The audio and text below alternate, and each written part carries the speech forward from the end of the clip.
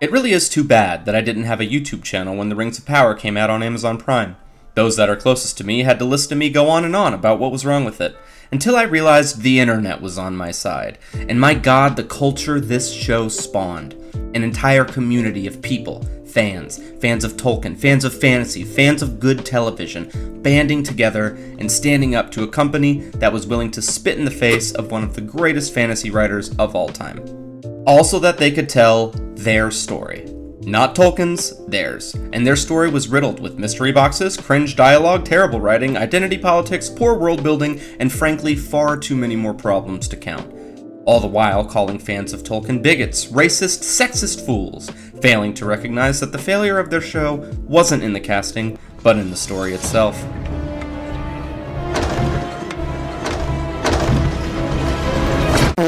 Failing to recognize that review bombing is just another way of saying your show sucks, and most of all, failing to recognize that you can't just take the name of an incredibly beloved IP such as Lord of the Rings and slap together whatever mess you please and expect people to watch. I find it far more likely that they were aware of how bad the show was and just resorted to name-calling out of desperation to save face, like the disgruntled 7-year-old on the playground. But, given that you clicked on this video, I presume you are already aware of this. I presume you have already formed your own opinions on this subject, so I'll just get into the meat of it. Only 37% of viewers in North America who watched the first episode of Rings of Power finished the show. Overseas, the completion rate was 45%. According to The Hollywood Reporter, these numbers came from sources inside Amazon, given that Amazon did not release these figures themselves. Now it's been reported by the same source that an original series with 50% completion would be viewed as a moderate success.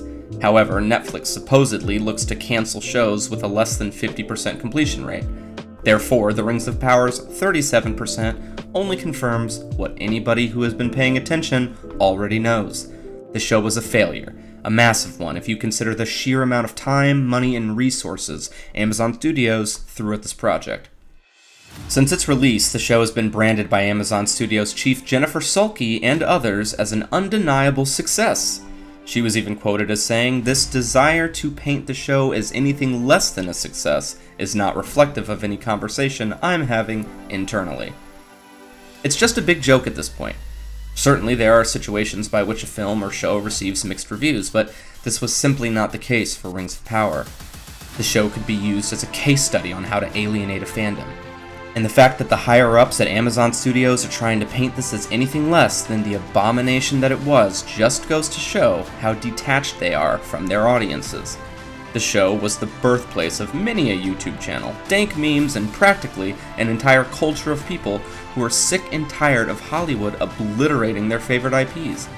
The first few episodes of the show saw the media defending Amazon's The Rings of Power, calling enraged fans a small group of sexist fans who can't stand to watch a strong female character steal the show.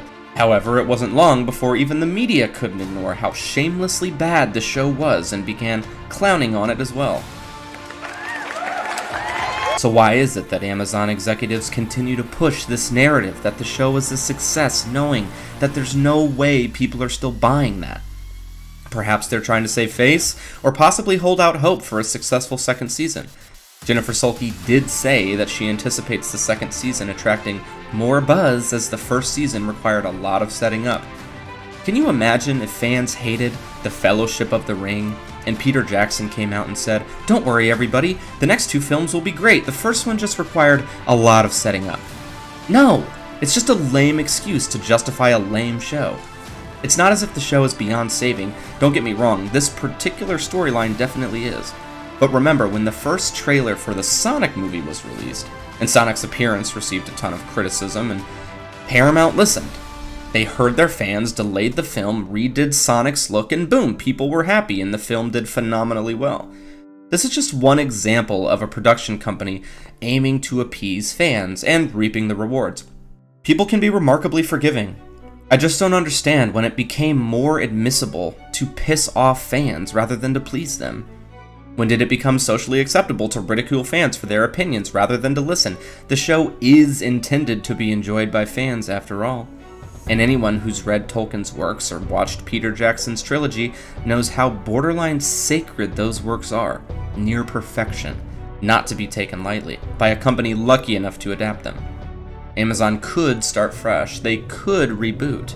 They could come out and say, "Fans, you have been heard. We apologize and we will make it right." And we would show up to watch the next thing. But sadly, they won't. Pride is a woeful thing. Well, that's the video, everybody. Please subscribe. I really love making these, and I'd like to keep making them, so please subscribe and like the video. If you stuck around this long, I thank you for watching. Have a great day.